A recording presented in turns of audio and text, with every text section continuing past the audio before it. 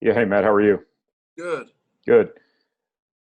What was your message to your team, I guess, when you guys went through the Miami film and kind of what they need to take from it and what you want to see them Right. take from that to Well, get better, I guess? there's a lot of things. Um, I'd say, like, first of all, like when you get on the road, like you got to put yourself in a position to win, and then obviously you got to be able to win the game. And a lot of breakdowns, especially in that second half, but you still have the opportunity to win the game. And it just didn't seem like, and it really wasn't, like they were trying to win the game. Like, the mentality, that you have to have, or the discipline that you have to have on both ends of the court, just, being solid, whether that's, getting a quality shot down the stretch or getting a stop. It's from a scouting report standpoint, it was probably the easiest scout that we possibly could have. And that was simply be in a gap with Matt Cross, but if they drive at you, go back to him and don't let him catch and shoot the ball. Everybody else, absolutely, no matter where your man is, you're going to stop the ball. And so the fact that they drove the ball at the end, the times that they did, and were able to have any type of success, considering we were just trying to keep the ball out of the paint and protect the paint and make them hit, a three, make them hit a perimeter jumper over us. That's what we're going to let them shoot. Not really let them shoot, but if you ever get put in a tough spot, and the fact that they were able to get to the basket, that was probably, discouraging. Like, we're good teams find ways to win and bad teams find ways to lose. But you can also have a really tough loss earlier in the season that can flip that script and help you grow into a good team. Obviously, right now we're not there because you got to be able to handle adversity. You see some teams that get and they play well. And so when they play well and things go their way, you really don't find out about it. Obviously, they have talent. Obviously, they played well. Obviously, they won. But how about when you get into games and you hit adversity, especially when you get leads? Like, why shouldn't you play the same way you played to get that lead? Well, from a human behavior standpoint in competition, that's not what happens. That's why you'll see games seesaw a lot of time. The team gets up, especially in the NBA, you'll see it because it's so talented. Those guys are so talented. One team will get up and you'll say, how does that happen when that other team comes back? Well, it's human behavior. Like, the other team, first of all, is good that's down. And now they start to play a little bit differently. But so does the other team. The other team has a little bit more urgency. And you see that a lot in competition, especially, the higher you go up on that ladder. Well, we get in that situation, and then our shot selection just increasingly got worse. And then our ability to keep the ball in front of us got worse. And we just didn't, we're able to get stops, be solid, take care of the ball. But we were doing, like, whether it's a offensive foul turnover, an illegal screen turnover, not screening on offense. So just being able to do some basic fundamental things so you don't turn the ball over, so you can run offense, so you can get a quality shot, that really hampered us. Then we did get some good shots, and they didn't go down. So it was that combination of anything that could go wrong for us did. So that's really, where we are right now is like who are we? Can we learn from this and get this turned around and learn a really hard lesson and this be better for us in the long run? Or will we consistently kind of get ourselves in ruts and not be able to get out of them? And that's happens. You can look at that in experience. You can look at that as youth. You can look at, we do have experienced players. We do have players that have played in games before, and we didn't show any of that.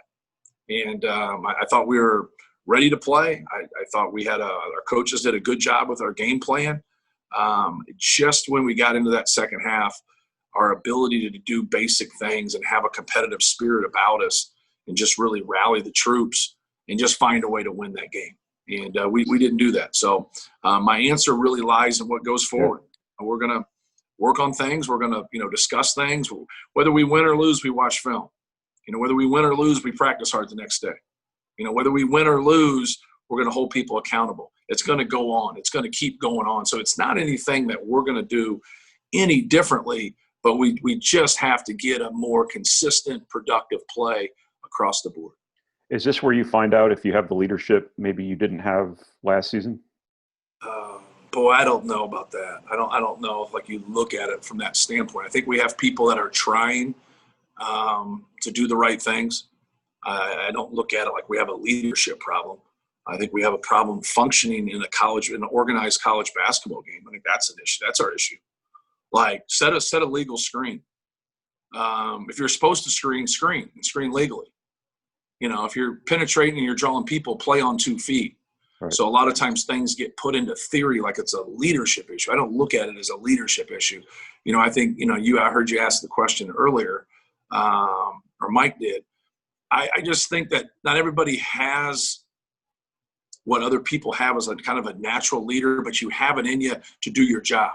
And if you do your job and you play hard and you have a competitive spirit, you're a leader. You're a leader because you're a leader through action. I've seen a lot of guys talk loud in the huddle and then not do their job. We just need guys to do their job. We need guys to keep things simple, stay in their lane, know who they are. Each guy's got a little bit different game or more to them, but everybody has such similarities as a player. Everybody should be a sprinter. Everybody should be a rebounder. Everybody should embrace the physicality of the game without fouling. Everybody else, you don't separate some pillars of the game of basketball no matter who you play. Now, when you get against certain styles, you got to be able to function. If somebody's in a zone press or somebody's switching man-to-man, 5 ways, you got to be able to play the game and understand that. And from a schematic standpoint, we have to help them. But those other things, man, those are that's commonplace. Leadership's going to be in doing things and not necessarily talking about it. But the guys that do what they're supposed to, or trying to do what they're supposed to, sometimes it's hard to piece it all together. Each guy's a little bit different in terms of their experience. So if I got a guy on our team that knows what he's doing and doesn't do it, that's probably a bigger problem than somebody who's on my team that's not doing this job that really doesn't have a good grasp on it yet.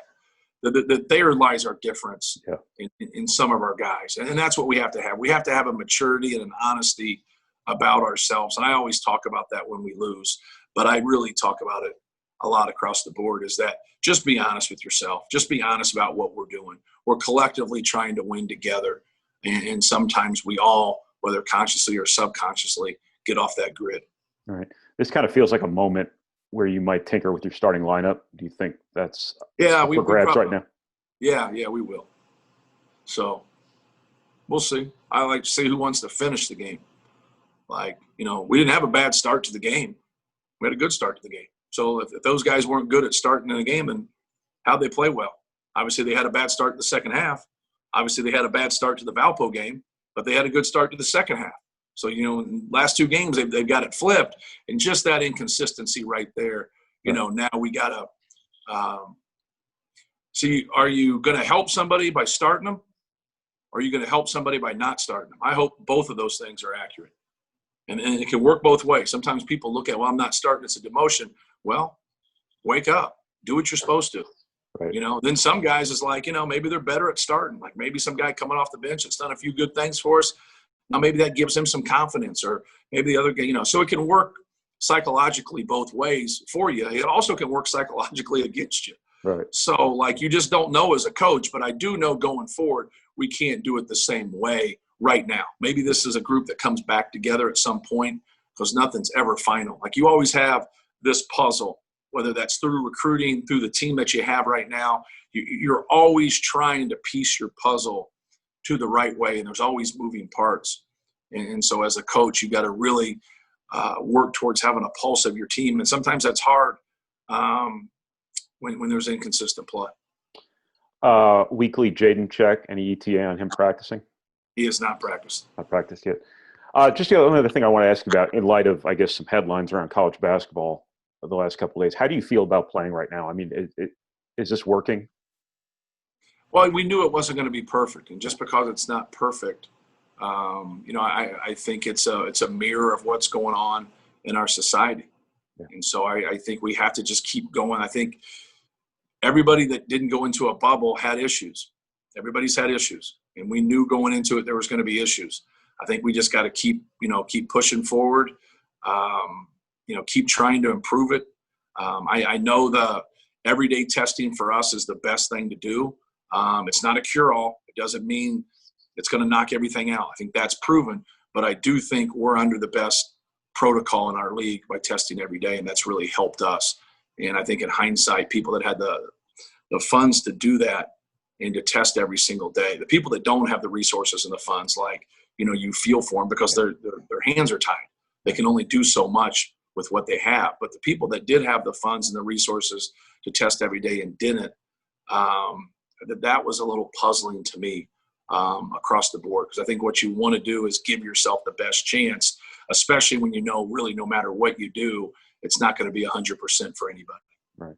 One last thing for me, actually. How can Indiana State test you guys? What's kind of the outlook there? Well, I think a little bit of the uncertainty. They have good players. They have a good coach.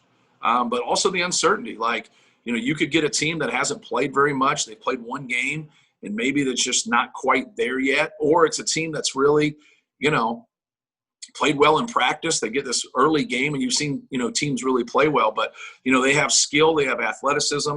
They'll get in the passing lanes. They'll make things hard for you. They have a good big guy.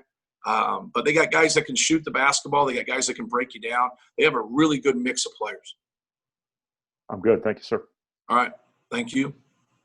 Carm? I guess I don't have to ask you my leadership question because you answered it. Yeah. What it should look like. How you try to do it, you just keep talking and hopefully you knock it all out. You just give a dissertation. But I do want to ask, everybody's in the same boat. You usually have a few more games to iron some things out before you hit the conference season. But, you're going to jump into conference are you going to jump into conference play next week with still a lot of unknowns about where you're at? And sure. Yeah. And how do you manage that? Well, you just practice. And I think that's the one thing is you practice, you work on the things, that you're struggling with, you communicate, you watch film. And, I feel good about our guys. I know we didn't have a good performance the other night after we put ourselves in a great position. But we got a lot of young guys up in that office watching extra film, putting in time, working on their game, and they want to get better. And so that to me is encouraging. I'm not in the business of taking bad players. The guys that are here, can play basketball now. But can we play basketball together? Can we function as a group? And I think that's really. I always say that people kind of look at me funny when I say you got to be good at playing organized basketball. But it's true. You have to be able to do some really basic things and work with other guys, to put a good product out there. And I think that's something that we've been able to be pretty successful at in this program. But we obviously are struggling with that right now. I know Zach watches a lot of film, and I know you want him to cut down on the fouls. Yeah. What needs to happen from his standpoint, and what are the teaching points for him to avoid those situations? Come set when he's setting a screen. More than anything, don't have a sudden movement late because he can't get, stopped in comparison to other people. Like he has to come set. Probably not going to screen body to body as much as maybe some other people can, but he's so big that he can definitely change their route. When he goes to catch the basketball, where his arms are is normally where somebody's head is, but his arms can't be out. They have to be up. He had a couple calls I thought go against him in the Miami game, but if you watch the film and you're honest about it, he probably had a couple things he got away with. It's what works against you. It normally balances itself out. But more than anything, the calls that have went against him in 5 games, he probably has, I would say, 3 calls this year go against him in 5 games. So it's not like it's, 2 calls a game, and he's had 10 calls go against him. He's got to get it corrected. He's got to adjust. I did think the other night that those officials didn't, really call some of the first things that happened. And so when he got fouls, you had guys not in legal guarding position. You had guys, putting 2 hands on him, displacing him in the post. Then he would foul them, which he did. But then they're not getting the first one. And that's just, refereeing 101. And, you know, it was unfortunate because they could have cleaned some of that up right away. And it had been a better officiated game, and they let some of it go. And then it just, when you let things go, you're creating an issue that sometimes you can't control, because now you want to be consistent and you want people to play on, and they're supposed to be cleaning up the post play. They say it every year, but you know, it doesn't get consistently enforced. But you don't see guys like him a lot. So referees literally aren't very good at it because they just don't have a lot of practice of, you know, officiating somebody at 7'4", 290 pounds. But we have to adjust as a staff and just, you know, help him. But he's also got to adjust. He's got to be able to go in the game and function. He plays 10 more minutes, we win the game. I think that's an easy statement. And just one quick follow-up. How does this not affect his confidence as a young kid still learning the game? I mean, how do you manage that? You know, just kind of be simple and kind of play within your elbows. Like you've always been told as a player to catch the basketball and protect yourself and chin it. And then you kind of like have your arms out like in a, you know, double chicken wing. And that's really not, when you're that big, probably the best thing to do, because if you turn, it's probably a foul. So you got to kind of stay within yourself and keep your elbows in and just kind of squeeze the air out of the ball because you exposed it a little bit, and just adjust to it. And I don't think it's a confidence thing as much as it is just technique, you know, being solid, being simple. If they double you, pass it before they can really get a good double on you. You know, be legal, catch it with a good base. Just a lot of basic fundamental things. You know, don't pass the ball across your body. And, you know, it's part of it. Like it's a struggle, just like if somebody was traveling all the time. Just like if somebody was, you know, jumping in the air to pass. Like, you know, you got to correct yourself. You got to, you know, play off of 2 feet. Don't throw the ball across your body.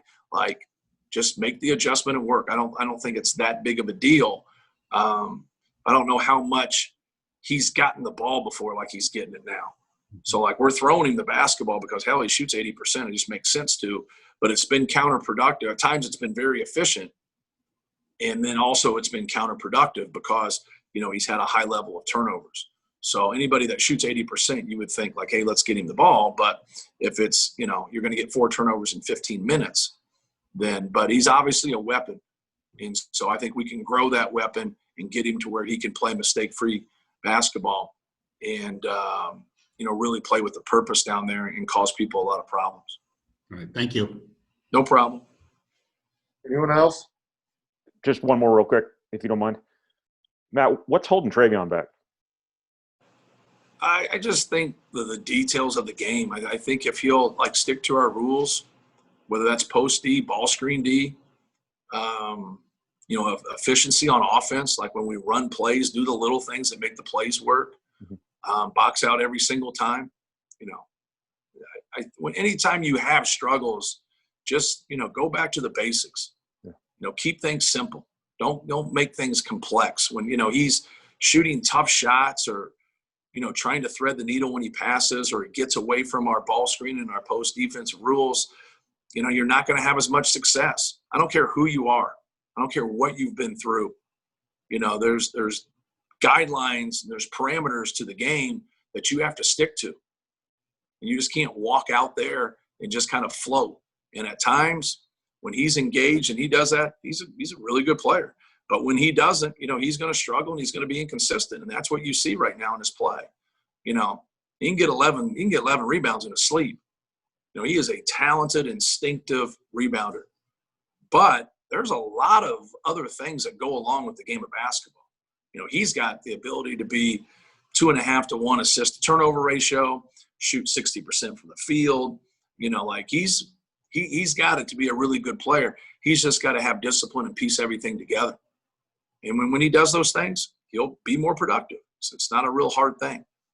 But it's something where, you know, we need him, but we also need him playing the game the right way. Right. Gotcha. Thank you, Matt. Yep. Thanks, guys.